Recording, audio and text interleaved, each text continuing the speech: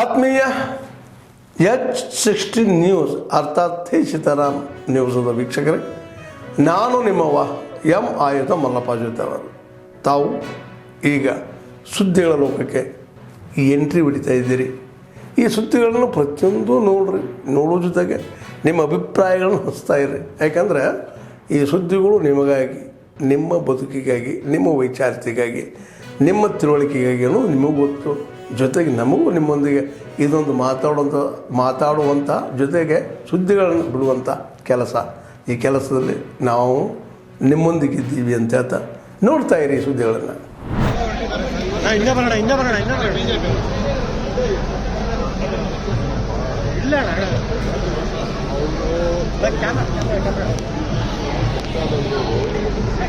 ಅವ್ರಿಗೇನಾದ್ರು ರಾಜಕೀಯದ ಇಚ್ಛಾಶಕ್ತಿ ಇದ್ದರೆ, ಜನತೆ ಬಗ್ಗೆ ಇಚ್ಛಾಶಕ್ತಿ ಇದ್ದರೆ ಕರ್ನಾಟಕ ರಾಜ್ಯಕ್ಕೆ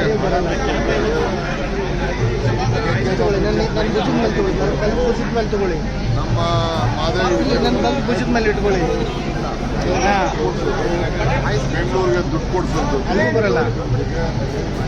ಎಲ್ಲ ಕೆಲಸಕ್ಕೆ ಎಲ್ಲ MP ಗಳನ್ನ MLA ಕರ್ಕೊಂಡು ಡೆಲ್ಲಿಗೆ ಹೋಗ್ಬಿಟ್ಟು ಅಲ್ಲಿ ಹೋರಾಟ ಮಾಡಬೇಕೆ ಹೊರತು ಧರ್ಮಸ್ಥಳದಲ್ಲಿ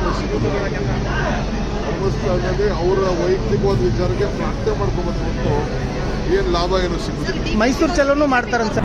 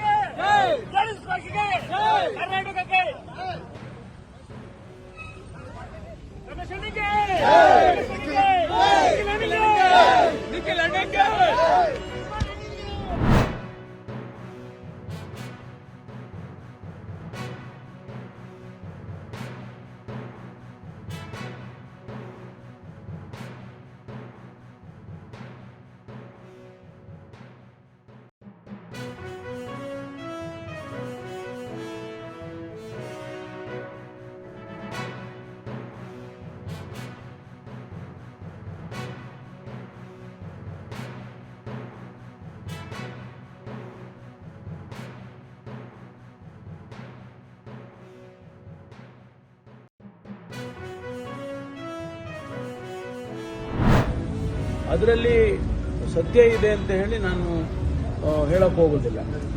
ಯಾಕೆಂದರೆ ಅಲ್ಲಿ ಇನ್ವೆಸ್ಟಿಗೇಷನ್ನಲ್ಲಿ ಏನು ಆಗ್ತಾ ಇದೆ ಅದನ್ನು ಯಾರು ಹೊರಗಡೆ ಇನ್ವೆಸ್ಟಿಗೇಟಿಂಗ್ ಏಜೆನ್ಸಿಯವರು ಯಾರು ಹೇಳೋದಕ್ಕೆ ಹೋಗೋದು. ಅದು ಸ್ಪೆಕ್ಯುಲೇಟ್ ಮಾಡಿ ಹೇಳ್ತಾರೆ, ಅದು ಹೀಗಾಗಿರ್ಬೋದು ಹಾಗಾಗಿರ್ಬೋದು ಅಂತಕ್ಕಂಥ ಸ್ಪೆಕ್ಯುಲೇಷನ್ ಏನಿದೆ. ಕೆಲವು ಸಂದರ್ಭದಲ್ಲಿ ಆ ಸ್ಪೆಕ್ಯುಲೇಷನ್ ಸತ್ಯನೂ ಆಗ್ಬೋದು. ಆದರೆ ವರದಿ ಆಚೆ ಬರೋವರೆಗೂ ಅಧಿಕೃತವಾಗಿ ಸರ್ಕಾರಕ್ಕೆ ವರದಿ ಸಲ್ಲಿಸೋವರೆಗೂ ಯಾವುದೇ ವಿಚಾರಗಳನ್ನು ಅಧಿಕೃತ ಅಂತ ಹೇಳಿ ಹೇಳಕ್ ಬರೋದಿಲ್ಲ. ಸ್ಪೆಕ್ಯುಲೇಷನ್ಸ್ ಆಗುತ್ತೆ. ಈ ಹಿಂದೆ ಕೂಡ ಒಂದು ಟೈಮ್ ಬಾಂಡ್ ಹಾಕಿದ್ದೇವೆ ಅಂತ ಹೇಳಿದ್ರೆ ನಾವು ಟೈಮ್ ಬೌಂಡ್ ಹಾಕೋದಕ್ಕಿಂತ ತನಿಖೆಗಳಲ್ಲಿ ಟೈಮ್ ಬೌಂಡ್ ಹಾಕೋದಕ್ಕೆ ಬರೋಲ್ಲ. ಆದಷ್ಟು ಶೀಘ್ರವಾಗಿ ಕೊಡಿ ಅಂತ ಹೇಳಿ ಹೇಳ್ಬೋದು. ಅವರು ಎಲ್ಲೋ ಒಂದು ಕಡೆ ತನಿಖೆ ಮಾಡುವಾಗ ಇನ್ನೊಂದು ಕಡೆ ಡೈರೆಕ್ಷನ್ ತಗೊಂಡು ಹೋಗುತ್ತೆ ಅದು ಆ ತನಿಖೆ. ಆಗ ನಾವು ಇಲ್ಲಿ ಇಲ್ಲ ನಿಲ್ಲಿಸ್ಬಿಡಿ ಅಂತ ಹೇಳಕ್ಕಾಗತ್ತಾ? ಅದರಿಂದ ತನಿಖೆ ಆದಷ್ಟು ಶೀಘ್ರವಾಗಿ ಮಾಡಬೇಕು ಅಂತ ನಾವು ಹೇಳಿದ್ದೇವೆ. ಅದು SIT-ನವರು ಅವರು ತೀರ್ಮಾನ ಮಾಡ್ತಾರೆ. ಸರ್, BJP JDS ಆತ್ಮೀಯರೇ, ಎಲ್ಲ ಸುದ್ದಿಗಳನ್ನು ನೋಡಿದ್ರಲ್ಲ, ಏನು ಅನಿಸ್ತು ನಿಮಗೆ?